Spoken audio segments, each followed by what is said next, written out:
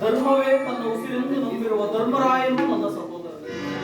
ಸಾವಿರ ಆನೆಗಳ ಬಲವುಳ್ಳ ರುದ್ರಾಂಶ ಸಂಭೂತನಾದ ಭೀಮಸೇನನು ನನ್ನ ಸಹೋದರ. ತೇಜೋಮಯ ಮೂರ್ತಿಗಳಾದ ನಕುಲ ಸಹದೇವರು ನನ್ನ ಅನುಜಾತರು. ಪಾಂಡುರಾಜ, ಕುಂತಿದೇವಿ, ಮಾತೃದೇವಿಯನ್ನು ನನ್ನ ಜನರಿಗೆ ಪರಶುವನೊಡನೆ ಸರಿಸಮಾನವಾಗಿ ಹೋರಾಡಿ ಪಾಶುಪತಾಸ್ತ್ರವನ್ನು ಪಡೆದು ದಶ ದಿಕ್ಕುಗಳಲ್ಲಿಯೂ ದಶನಾಮಗಳಿಂದ ಕೂಡಿ ದಿಗಂತ ಕೀರ್ತಿ ಜ್ಯೋತಿಯಾಗಿ ಯಾರೊಡನೆ ಯುದ್ಧಕ್ಕೆ ನಿಂತರೂ ಅಪಜಯವನ್ನು ಹೊಂದದೆ ನನ್ನ ಪರಮ ವೈರಿಯಾಗಿರುವ ಅರ್ಜುನ, ಆ ಅರ್ಜುನನು ನನ್ನ ಸಹೋದರ. ಅಯ್ಯೋ ಅರ್ಜುನ, ಅರ್ಜುನ, ನಿನ್ನನ್ನು ಕೊಲ್ಲುವುದಾಗಿ ಪ್ರತಿಜ್ಞೆ ಮಾಡಿರುವೆನಲ್ಲ. ನಿನ್ನ ಶಿರವು ಈ ಭೂಮಿಯ ಮೇಲೆ ಬಿತ್ತು ರಕ್ತದ ಮಡುವಿನಲ್ಲಿ ಪಚ್ಚಿಕೊಂಡು ಹೋಗುವುದನ್ನು ಈ ಪಾಪಿ ಕಣ್ಣುಗಳಿಂದ ಹೇಗೆ ನೋಡಲಿ?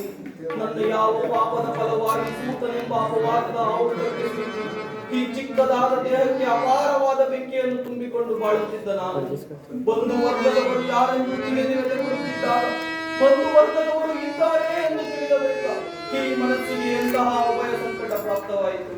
ಅಯ್ಯೋ ಪಾಪಿ ಕರ್ಣ, ಪಾಂಡುಪುತ್ರನಾಗಿ ಜನಿಸಿ ಪಾಂಡು ಮಾತ್ರವೇ ಬದಲಿದೆಯಾ?